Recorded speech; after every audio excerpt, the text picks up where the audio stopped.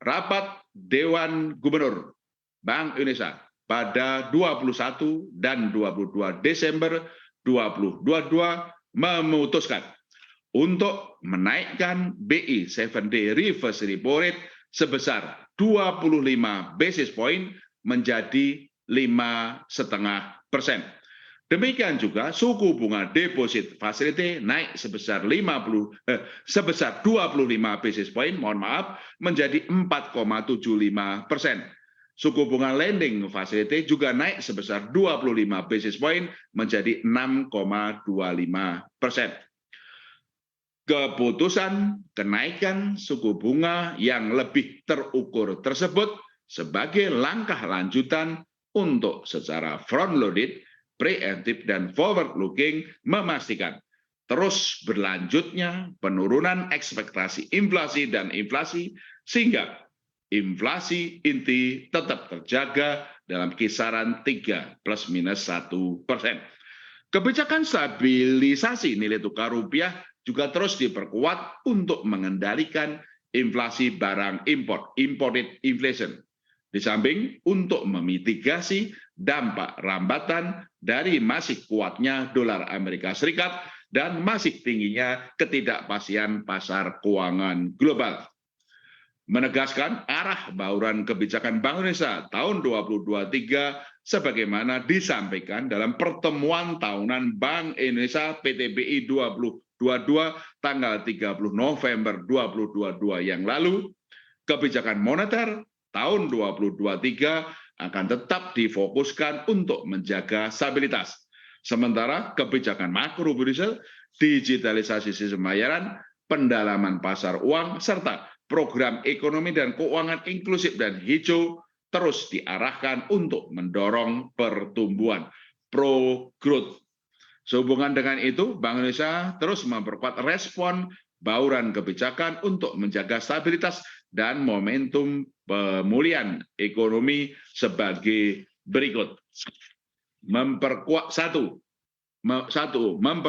operasi moneter melalui kenaikan struktur suku bunga di pasar uang sesuai dengan kenaikan suku bunga kebijakan moneter BI 7-day reverse repo rate tersebut di atas. Yang kedua, memperkuat stabilisasi nilai tukar rupiah sebagai bagian dari upaya pengendalian inflasi, terutama imported inflation, melalui intervensi di pasar falas dengan transaksi spot, domestic non-delivery forward (DNDF), serta pembelian dan penjualan surat berharga negara (SBN) di pasar sekunder. Ketiga, melanjutkan penjualan pembelian SBN di pasar sekunder untuk memperkuat transmisi kenaikan BI 7-day reverse repo rate dalam meningkatkan daya tarik imbal hasil SBN bagi masuknya investor portfolio asing guna memperkuat stabilisasi nilai tukar rupiah.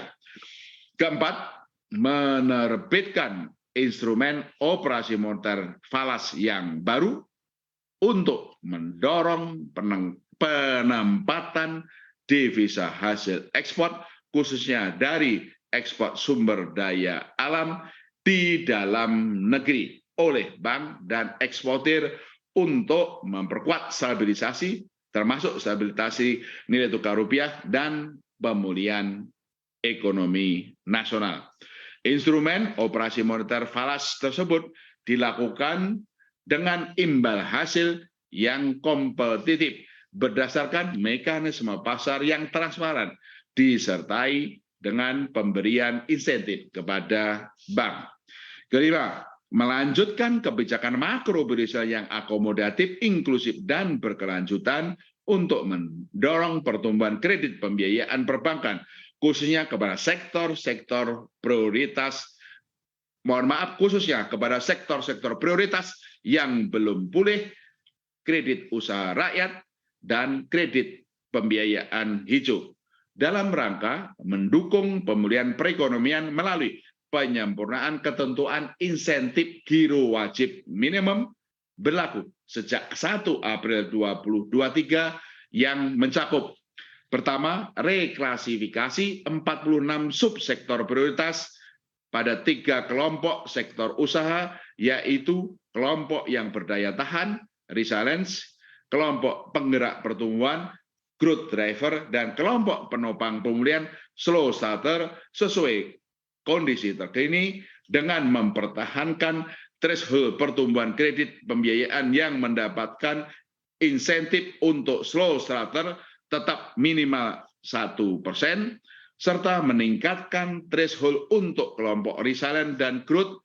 driver dari semula minimal 1% menjadi masing-masing minimal 5% dan 3%. Peningkatan 2 kali lipat besaran insentif giro wajib minimum kepada bank penyalur KUR dan kredit UMKM menjadi paling besar 1%, disertai dengan penambahan kelompok bank berdasarkan pencapaian rasio pembiayaan inklusif makro Brazil, yaitu di atas 30-50% dan di atas 50%. Pemberian insentif terhadap penyaluran kredit pembiayaan hijau, yaitu kredit pembiayaan properti dan atau kendaraan bermotor berwawasan lingkungan paling besar 0,3%. Dan selain itu juga peningkatan besaran total insentif GWM, giro wajib minimum, yang dapat diterima bank dari sebelumnya paling besar 200 basis point menjadi paling besar 280 basis point. Keenam, melanjutkan kebijakan transparansi suku bunga dasar kredit SP3 dengan fokus pada respon suku bunga perbankan terhadap suku bunga kebijakan. Dan penjelasan detailnya dapat dilihat di lampiran 2 siaran pers ini.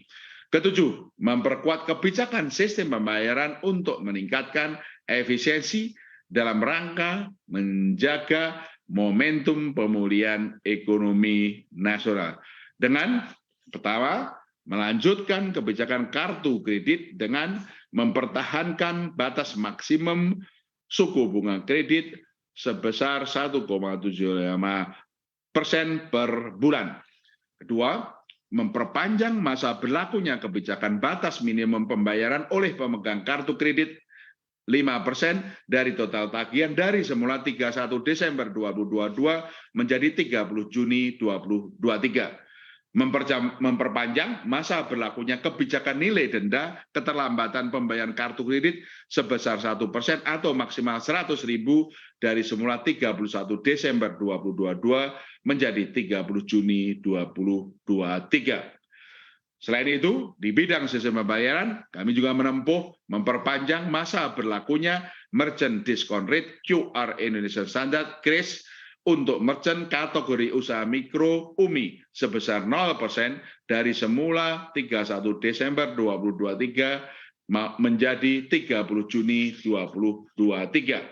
Selanjutnya, di sistem pembayaran, Bank Indonesia juga melanjutkan masa berlaku kebijakan tarif SKNBI, Sistem Clearing Nasional Bank Indonesia, sebesar Rp1 dari Bank Indonesia ke bank dan maksimum Rp2.900 dari bank kepada nasabah yang semula akan berakhir 31 Desember 2022 dan diperpanjang sampai dengan 30 Juni 2023. Kedelapan, menempuh langkah strategis untuk memastikan kelancaran sistem pembayaran nasional, mengantisipasi perayaan Natal dan Tahun Baru dengan memastikan ketersediaan uang rupiah dengan kualitas yang terjaga di seluruh wilayah negara Kesatuan Republik Indonesia. Yang kedua, menjaga keberlangsungan operasional sistem pembayaran yang diselenggarakan oleh Bank Indonesia dan industri industri sistem pembayaran. Kesembilan, memperkuat kerjasama internasional dengan bank sentral dan otoritas negara mitra lainnya, serta fasilitasi penyelenggaraan promosi investasi dan perdagangan di sektor prioritas bekerjasama dengan instansi terkait.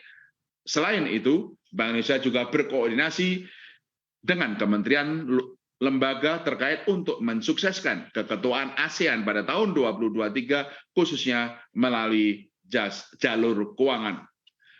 Koordinasi kebijakan dengan pemerintah pusat dan daerah dan mitra strategis juga terus diperkuat. Dalam kaitan ini, koordinasi dengan tim pengendalian inflasi pusat dan daerah, TPIP dan TPID, terus dilanjutkan melalui penguatan program Gerakan Nasional Pengendalian Inflasi Pangan GNPIP di berbagai daerah. Sinergi kebijakan antara pemerintah dengan kebijakan sektor pemerintah dan dengan Komite Stabilitas Sistem Keuangan terus diperkuat dalam rangka menjaga stabilitas makroekonomi dan sektor keuangan, mendorong kredit pembiayaan kepada dunia usaha pada sektor-sektor prioritas untuk mendukung pertumbuhan ekonomi dan ekspor, serta meningkatkan ekonomi dan keuangan inklusif dan hijau. Demikian Pak Erwin Haryono dan kawan-kawan media, masyarakat yang kami cintai, siaran pers kami yang berjudul bertema BI 7D reverse repo rate naik 25 basis point menjadi 5,5%, sinergi menjaga stabilitas dan momentum pemulihan ekonomi.